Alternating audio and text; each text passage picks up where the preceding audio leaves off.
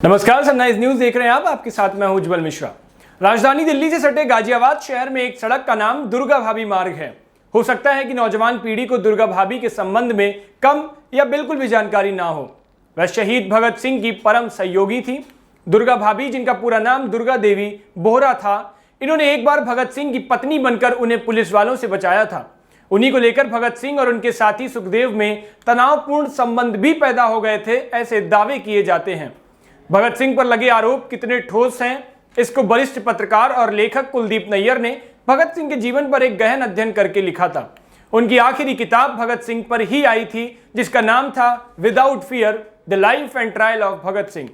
उसमें उन्होंने भगत सिंह और सुखदेव के संबंधों में तनाव की वजह को निर्भीकता से खुलासा किया था। आमतौर पर हमारे यहाँ शहीद भगत सिंह पर रत्ती भर भी नकारात्मक बात लिखी, कही, सुनी नहीं जाती है। कुलदीप नैयर दावा करते थे कि भगत सिंह के साथी सुखदेव इस बात से नाखुश थे कि भगत सिंह और दुर्गा भाभी के बीच घनिष्ठता बढ़ती जा रही थी। बकौल कुलदीप नैयर, एक बार सुखदेव ने भगत सिंह को साफ शब्दों में कहा था, तुम क्रांति का हिस्सा नहीं हो सकोगे क्योंकि अब तुम एक महिला के कारण रास्ते से भटक गए हो। जाहिर है यहाँ पर सुखदेव का संकेत दुर्गा भाभी की तरफ ही था। कुलदीप नैयर की किताब की बिजनेस स्टैंडर्ड में वरिष्ठ संपादक ए.के. भट्टाचार्य ने समीक्षा के दौरान साफ लिखा था कि भगत सिंह के किसी महिला से संबंधों को कुलदीप नैयर ने उठाया, पर वे उस तरह कोई ठोस साक्ष्य रखने में नाकाम ही रहे। यह समीक्षा 14 जून 2013 को छपी थी। अब एक सवाल बड़ा पैदा होता है कि आखिर कैसे और क्यों बनना पड़ा था दुर्गा भाभी को भगत सिंह की पत्नी। भगत सिंह ने अपने क्रांतिकारी साथी राजगुरु के साथ मिलकर 17 दिसंबर 1927 को लाहौर में गोरे पुलिस अफसर जेपी सैंडर्स की हत्या की। उसके बाद वे मौका वारदात से फरार हो गए। पंजाब पुलिस उनकी गिरफ्तारी के लिए दबिश मारने लगी। सारे लाहौर को घेर लिया गया, चप्पे चप्पे पर पुलिस थी। तब भगत सिंह के साथियों ने तय किया कि दुर्गा भाभी को भगत सिंह की पत्नी बनाया जाए। दुर्गा भाभी ने इस मिशन को पूरा करने की जिम्मेदारी उठाई। दुर्गा भाभी तय जगह पर पहुंच गईं। वहां पर भगत सिंह मौजूद थे। तब उनकी गोद में उनका 3 साल का पुत्र सब्यसाची भी था। तब Bhagat Singh Anglo Indian look में दुर्गा भाभी के साथ लाहौर से निकले थे। वे पुलिस की पैनी नजरों से बचने के लिए विवाहित इंसान बनने की कोशिश में सफल रहे। दुर्गा भाभी इस दौरान उनकी पत्नी बनने का रोल कर रही थी। कुछ एक जगहों पर पुलिस ने उन्हें रोका भी, लेकिन फिर जाने दिया। वे लाहौर रेलवे स्टेशन से निकल गए। अब इस सब के बाद ये जान लेना बहुत जरूरी है कि आखिर दुर्गा भाभी थी कौन। दुर्गा भाभी का जन्म 7 अक्टूबर 1907 को पंडित बांके बिहारी के यहाँ हुआ था। इनके पिता इलाहाबाद कलेक्ट्रेट में काम करते थे। उनका छोटी सी आयु में ही विवाह लाहौर के भगवती चरण बोहरा के साथ हो गया।